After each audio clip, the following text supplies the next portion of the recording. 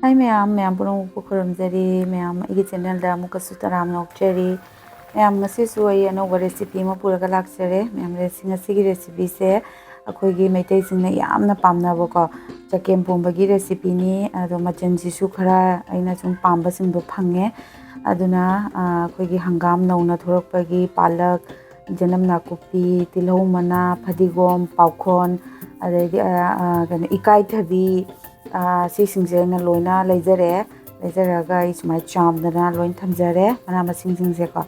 aduga ina khoi aliba yongchak to sungarang dang dai tinga thamjarame kenoda akhoi chakempomba da hap ke hana ko adu paukhoni se tingjalaga thamjari ni aduga jiki mana masing sing doina sumaina semaga ai khangse da hapjare ko khangse mai se on tawjadri ko aduga ai ahan bagi mana masing sing se loina se hapchen jarage hangam adedi nakupi yenam ni ko ina hapchari se aduga awa phadigom makok thangba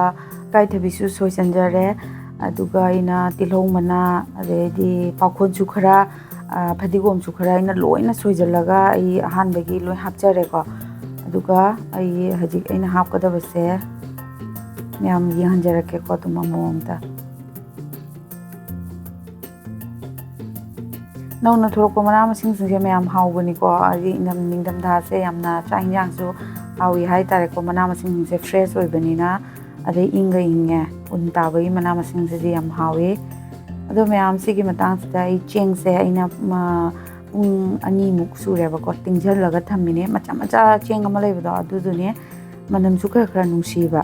adu khara hapchan jare chang da aduga aina machu su khara hapchalle aduga sina acha thauni ko acha thau du su aina khara chang da hapchare aduga tilhau su khara soijan jarage ko tilhau se aina tanghai amma mugni medium size ki ni ko yam su pikte yam su shaude tanghai ma soijan jare aduga ai ahan bada sigi mana masing ade happy ba maroi mapang se manam se nungsina bai ko khara ai khutna haipetang tocha hoge aduga mu geng binarasi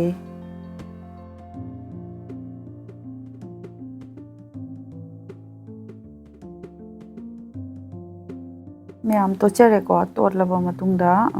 मुकई हापदो यंगमिनारसी फजना तोटले तोटलब मतुंगदा इन इसिंग से चांग दा हापचन जरगे को चांग दा इना हापचरे दुगा इ खाबै सिना हाफेतंग ओटलगा यंगजे होगे चांग से को मही गे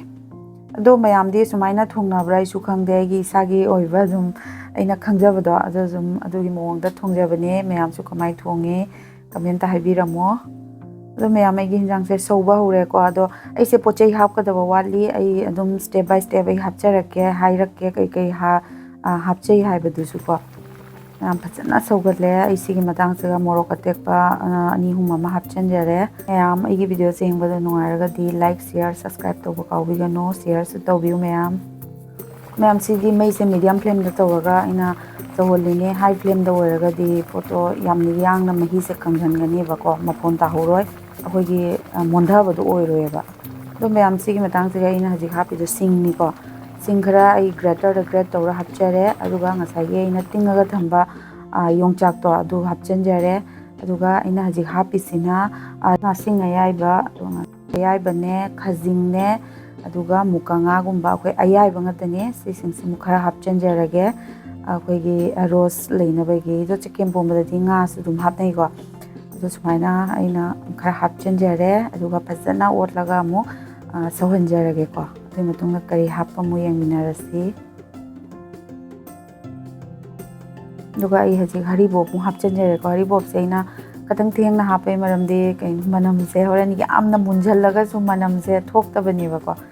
अदो से मतम से मनम से थोकले खरा सौराबनीना दुगा इना अखोय मटर दो मंगन दो असंगबनी फ्रेश ने सेमो इना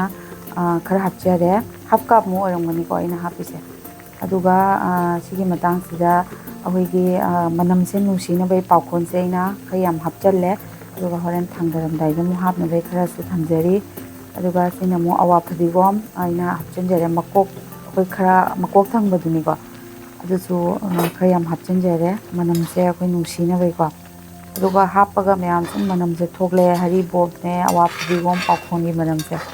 ꯌꯥꯝꯅ ꯑꯩꯈꯣꯏꯒꯤ ꯍꯥꯎꯕꯩ ꯃꯅꯝ ꯑꯃ ꯊꯣꯛꯂꯛꯑꯦ ꯁꯤꯒꯤ ꯃꯇꯥꯡꯁꯦ ꯁꯧꯔꯁꯨ ꯌꯥꯝ ꯐꯖꯅ ꯁꯧꯔꯤ ꯃꯌꯥꯝ ꯍꯤꯟꯖꯥꯡꯁꯦ ꯎꯕ ꯑꯗꯣ ꯃꯌꯥꯝ ꯑꯩꯒꯤ ꯍꯤꯟꯖꯥꯡꯁꯦ 50%ꯕꯨꯗꯤ ꯃꯨꯟꯖꯜꯂꯛꯑꯦꯀꯣ ꯑꯗꯣ ꯁꯤ ꯃꯇꯥꯡꯁꯤꯗ ꯑꯩ ꯊꯨꯝ ꯍꯥꯞꯆꯤꯟꯖꯔꯦ ꯊꯨꯝꯁꯦ ꯆꯥꯡꯗ ꯍꯥꯞꯆꯔꯦ ꯑꯗꯨꯒ ꯐꯖꯅ ꯑꯃꯨꯛ ꯃꯤꯛꯁ ꯇꯧꯔꯒꯦ ꯃꯌꯥꯝ ꯑꯩꯒꯤ ꯆꯒꯦꯝꯄꯣꯝꯕꯁꯦ ꯍꯥꯎꯒꯗꯕ ꯃꯥꯟꯕ꯭ꯔꯥ ꯍꯥꯏꯕꯤꯔꯝꯃꯨ ꯃꯌꯥꯝ ꯁꯤꯒꯤ ꯃꯇꯥꯡꯁꯤꯗ ꯑꯩ ꯂꯣꯏꯁꯤꯜꯂꯛꯇꯣꯔꯦ ꯁꯣꯛ ꯑꯝꯇꯪ ꯇꯧꯁꯤꯟꯖꯔꯒꯦ ꯅꯥꯀꯨꯞꯄꯤꯅꯦ ꯑꯩ ꯑꯇꯩ ꯀꯔꯤꯝꯇ ꯍꯥꯞꯆꯗ꯭ꯔꯦꯀꯣ ꯅꯥꯀꯨꯞꯄꯤ ꯈꯛꯇꯅꯤ